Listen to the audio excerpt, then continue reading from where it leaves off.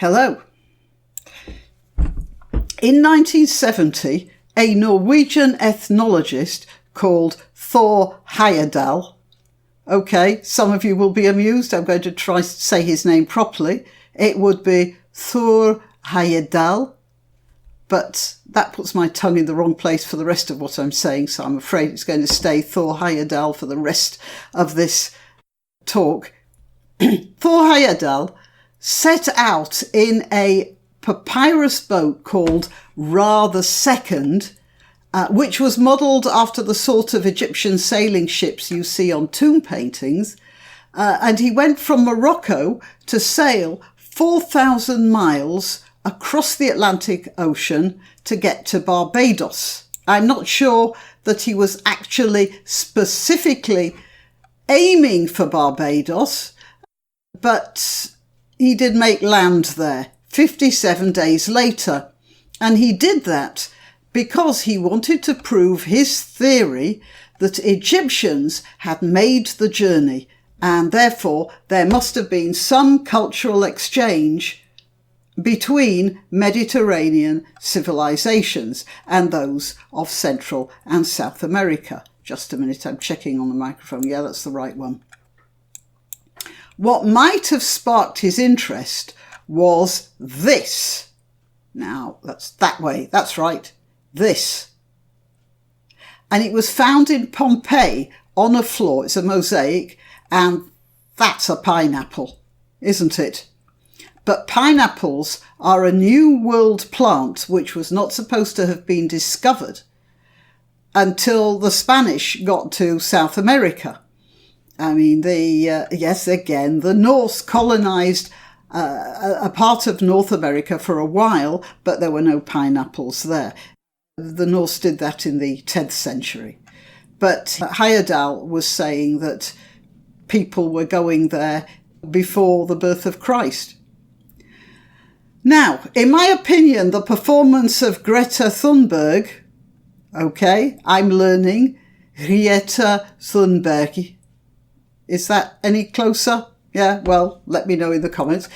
That her little voyage in a carbon fibre boat is a publicity stunt prompted by whoever is encouraging her in her obsessive fear of the planet. Not for the planet, of the planet. And something that Dr. Heyerdahl was doing was something useful. That was a scientific expedition. Now, to the Brazilian fires.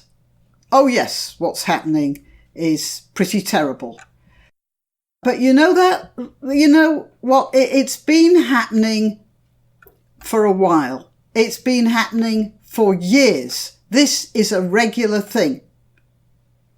And I have to confess that I find it a little coincidental that these terrible fires are all over the MSM just at the same time as we're being treated to Greta's saga across the Atlantic. I also have to point out that there have been some terrible fires in Israel, started by Hezbollah units in the north and Hamas units in the south. And although the ecosystem in that part of the world really cannot do with a lot of fires, nobody's said anything about it. So back to the Brazilian forests. And I'm not belittling it, it's terrible. But as I said, no one gave a flying you-know-what about it before this week. Or last week. And let's look at the causes of those fires. The rainforest isn't burning because it spontaneously burst into flames. It's burning because human beings are setting fire to it. It's the fault of humanity, people. So are the likes of Thunberg going to be demanding that the UN sets up extermination camps to cut the population? And which one should go first anyway? The Brazilian farmers who are burning the trees, or the Chinese people who are the ones starting to eat the beef in ever larger quantities for which the Brazilian farmers are clearing the land? Yes, it's the Chinese. The Americas, North and South, have discovered there's a huge demand for beef exports to China. Per capita consumption of beef in China will reach a record 3,864 kilograms this year. That's per capita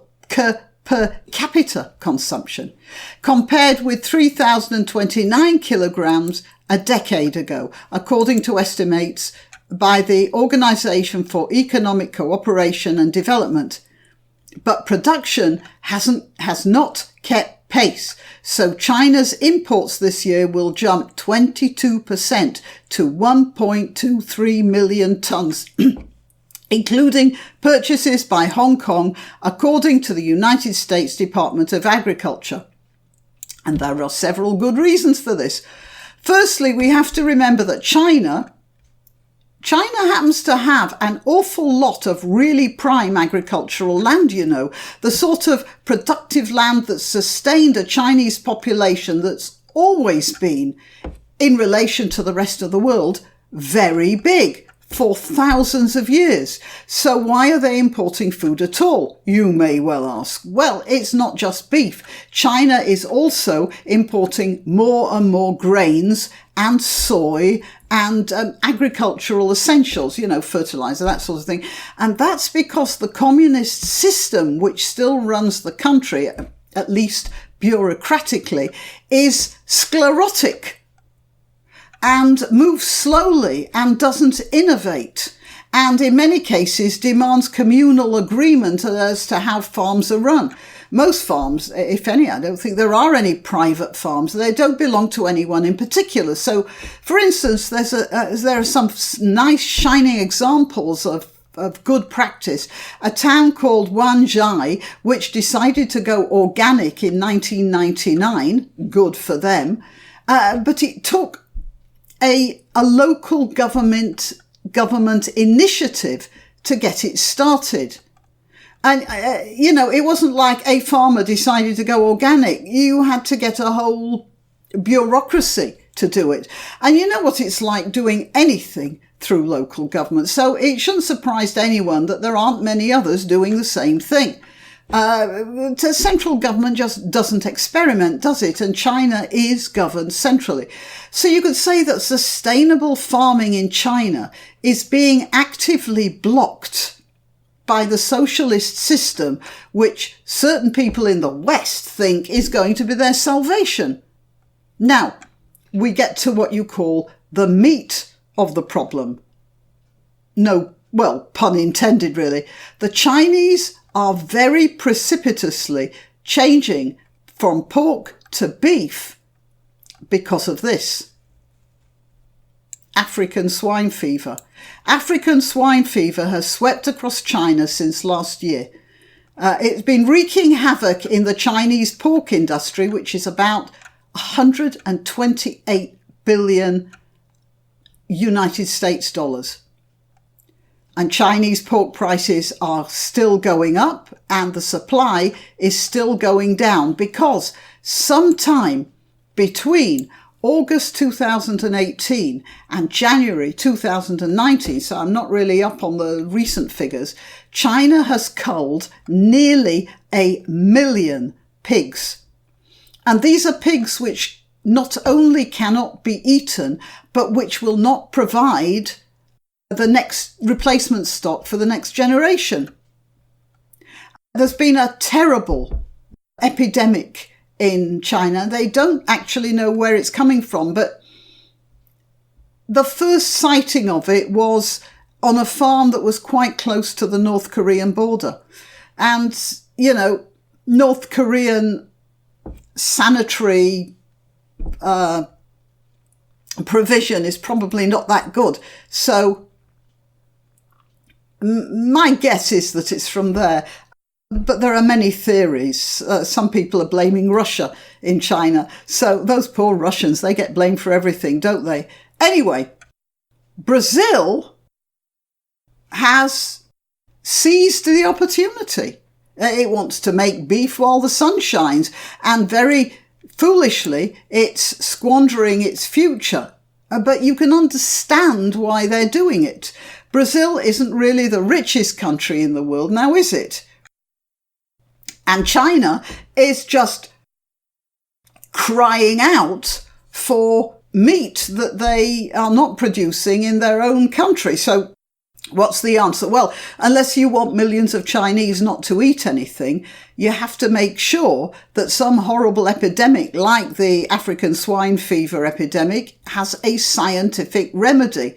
And that's science, that's research, that's development. That's not sailing across the Atlantic in a carbon fibre boat. It's not telling the people to stay out of their cars. It's not creating hysteria instead of solutions. If you want to donate or contact, the information will be rolling over the Graniopteryx as I speak. Please like, subscribe and share because it does help with the algorithm. If you visit my channel on YouTube and one day discover that I've disappeared without warning, you'll still find me on BitChute or Minds. Just go to either of those platforms and do a search for Graniopteryx. If you're already watching this on BitChute or Minds, good for you. Meanwhile, if you're watching this on YouTube, remember that you must keep checking the subscribe and bell icons because occasionally they reset. Till next time.